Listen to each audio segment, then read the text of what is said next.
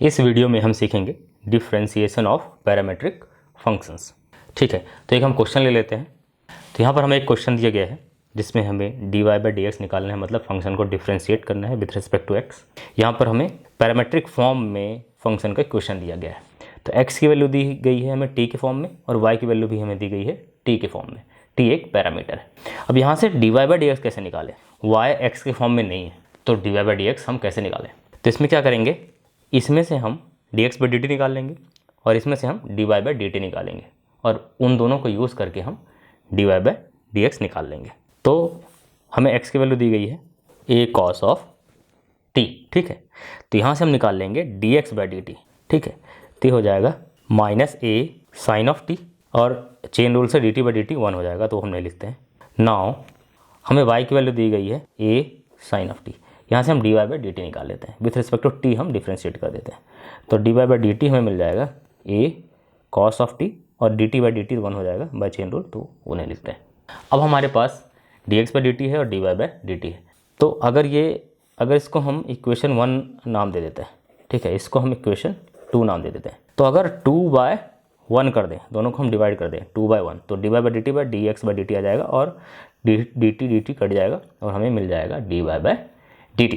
ठीक है, तो यहाँ से मिल जाएगा d y by d t divide by d x by d t. ठीक है, तो और d y by d t होता है ए कॉस ऑफ टी जो अभी हमने निकाला, और d x by d t होता है minus a sine of t.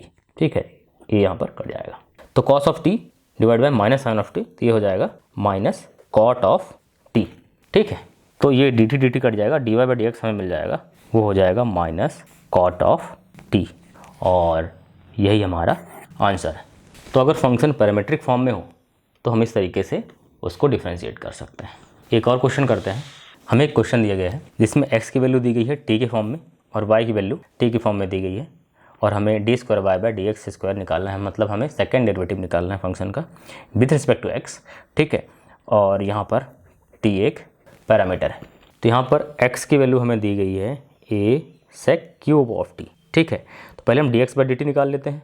तो a सेक क्यूब t का डिफ्रेंशिएशन हो जाएगा 3a सेक स्क्वायर t। ठीक है, और बाय चेन रूल फंक्शन के अंदर घुसेंगे तो सेक t को डिफ्रेंशिएट करेंगे आप, और सेक t का डिफ्रेंशिएशन होता है sake of t into tan of t। अब बाय चेन रूल t के अंदर घुसेंगे तो D t by d t 1 हो जाएगा, तो हम नहीं लिखते हैं। तो ये हमें मिल गया 3a sec cube t into tan of t. इसी तरीके से हमें y की वैल्यू दी गई है ये। ठीक है, तो यहाँ से हम d y by d t निकाल लेते हूँ, तो ये मिल जाएगा हमें 3a ten of square T. अब 10t के अंदर घुसेंगे बाय चेन रूल तो 10t का डिफ्रेंशिएशन हो जाएगा सेक स्क्वायर टी, और t के अंदर घुसेंगे तो D t by d t 1 हो जाएगा, तो नहीं लिखते यहाँ पर। ठीक है, तो हमें d x by d t मिल गया और हमें d y by d t भी मिल गया। नाउ अब हम d y by d t divided by d x by d t कर देते हैं। तो d y by d t ये है, divide by d x by d t ये है। तो यहाँ पर एक 10t कट जाएगा और सेक स्क्वायर टी कट जाएगा यहाँ से, तो केवल सेक टी बचेगा नीचे, और 3a से कट जाएगा।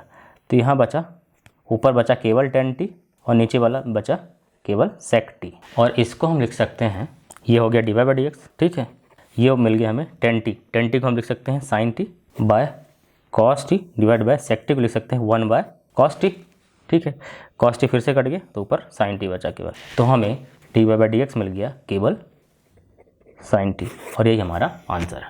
और क्वेश्चन में हमें d square y by d x square निकालना है, ये क्वेश्चन में पूछा गया है, तो इसको यूज़ करके हम ये आसानी से निकाल सकते हैं। So d square y by d x square होता है d by d x of d y by d x, मतलब सेकेंड डेरिवेटिव, तो इसको लिख सकते हैं d by d x of sine t. ठीक है, तो ये हमें मिल गया। साइन टी का डिफ्रेंशिएशन होता है कॉस टी। अब टी के अंदर घुसेंगे बाय चेन रूल, तो हो जाएगा D t by d x. देखिए, अगर इसको हम टी के रिस्पेक्ट में डिफ्रेंशिएट कर रहे होते तो D t by d t 1 हो गया होता, लेकिन यहाँ पर एक्स के रिस्पेक्ट में डिफ्रेंशिएट कर रहे हैं, तो यहाँ पर जो टी का डिफ्रेंशिएशन होगा वो d t by d x यहाँ पर लिखना पड़ेगा। तो ये हो जाएगा cos of t into 1 by d x by d t. तो यहाँ पर ध्यान से देखिए, d t by d x को हम लिख सकते हैं 1 by d x by d t, और d x by d t already हमने निकाल लिया है। ठीक है, तो जो d x by d T हमने निकाला था वो था 3a sec cube t into tan of t, यह भी हमने निकाला था कुछ देर पहले। ठीक है, तो यहाँ से हमें मिल गया d square y by d x square equal to cos of t divide by d x by d t डाल दीजिए यहाँ पर, तो 3a sec cube t into tan of t, और इसको लिख सकते हैं cos of t divide by 3a sec cube t को लिख सकते हैं 1 by cos cube t into tan of T.